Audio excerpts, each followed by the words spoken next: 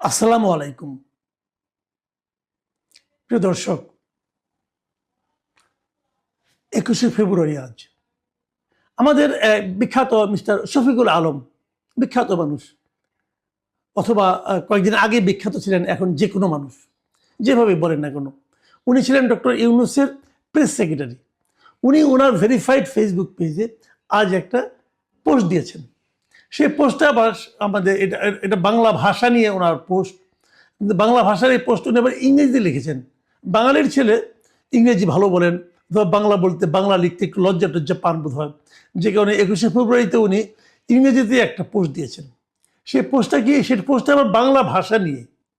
আচ্ছা, উনি লিখেছেন, ইনসাফ is a beautiful Bangla word. মানে ইনসাফ একটা চমৎকার বাংলা শব্দ। ইনসাফ কোথায় পাইছে আল্লাহ জানে। ইনসাফ কি হয়ে বাংলা শব্দ হয় এটা উনি ছাড়া আর কেউ জানে না। সো ইজ ইনকিলাব, ইনকিলাবও নাকি বাংলা শব্দ।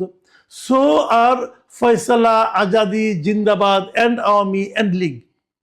মানে এই যে ফয়সালা, আজাদি, জিন্দাবাদ, আওয়ামী এবং লীগ, এই সবগুলি বাংলা শব্দ। So is C dot dot লিংপং, মানে চ লিংপং, মানে চ দিয়া ডট ডট, মানে বুঝতে পারছেন, বাকিটুকু আপনি মিলিয়ে নেন। এই এই চু লিংপং এটাও নাকি একটা চমৎকার বাংলা শব্দ। এর উদ্ভাবককে মিস্টার শফিকুল আলম। আমার কেন যেন মনে হয় এই ভদ্রলোকের মানে ক্ষমতা হারানোর পর এই ভদ্রলোকের মস্তিষ্কের দু একটা তার মনে হয় ছিঁড়ে গেছে। এটা আমার ধারণা। সরি, আমি একটু মানে হয়তো খারাপ শব্দ ব্যবহার করলাম, কিন্তু আমার কৃতিষ্ঠ ব্যাপার সেবার আমি দেখতে পাচ্ছি। মানে উনি এই যেন এলোমেলো হয়ে যাচ্ছেন।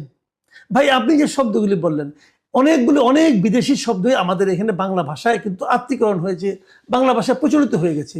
কিন্তু যতই হোক না কেন, আমরা যতই প্রচলিত হোক না কেন, এগুলো শব্দগুলো বাংলা শব্দ নয়। আমাদের বাংলা ভাষায় অনেক বিদেশি শব্দ আছে, কথাটা খেয়াল করুন।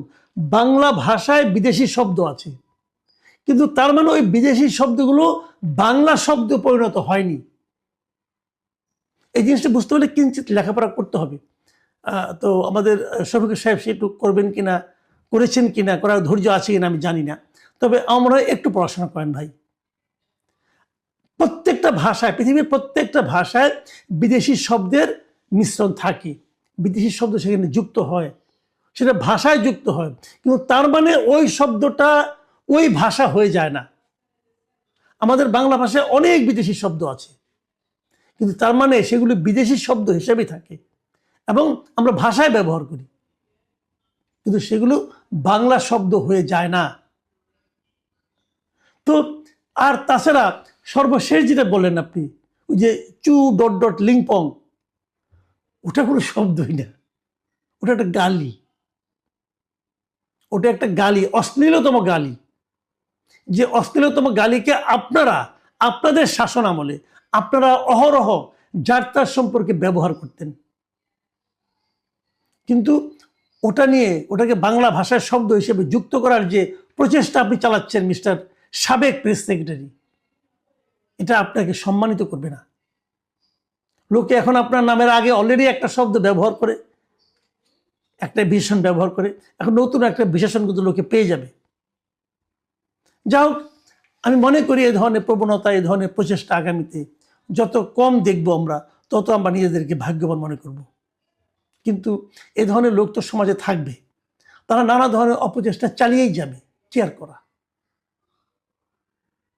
প্রিয় দর্শক, এখন এ পর্যন্তই। আল্লাহ হাফেজ।